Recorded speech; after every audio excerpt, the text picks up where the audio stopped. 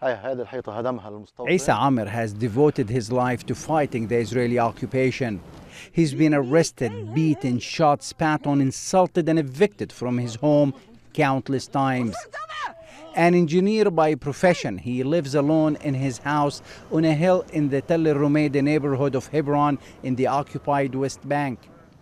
He spends his days defending his home against settlers and has for decades worked tirelessly to preserve a Palestinian presence there. Everything was about closure, restrictions, curfew for the Palestinians. And from that time until now, the Israeli military, by time, they restrict our movement, restrict our life slowly, step by step. More checkpoints, more closure, more restrictions, more, you can say, prevention of restoration, prevention of normal life. We don't have a normal life. A few days later, we returned to meet Yasser Abu Markhia. His family has lived in Tel Rumeida for generations. His house is beside a military checkpoint. We were denied entry by Israeli soldiers. So as you can see, people cross here one at a time.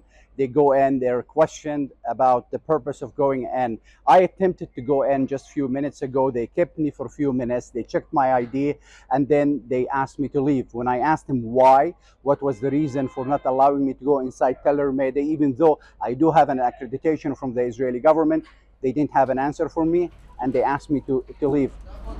We tried to contact the Israeli authorities for an explanation, but they refused to give us an answer.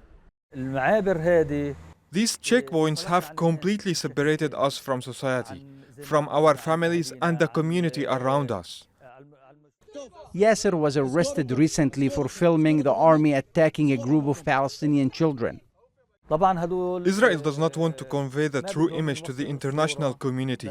So when I filmed the army brutally assaulting about 7 or 8 children, the oldest of whom was 9 years old, they hit them with a sound bomb. So I filmed what happened. I was arrested after filming what happened.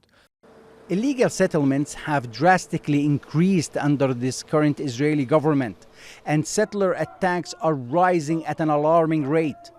Amro and Yasser say settlers are emboldened by the support of far-right ministers Itamar Ben-Gvir and Bezalel Smotrich, and warn their aggression will lead to violent confrontations. Mohammad Al-Kassim, TRT World, Hebron, occupied West Bank.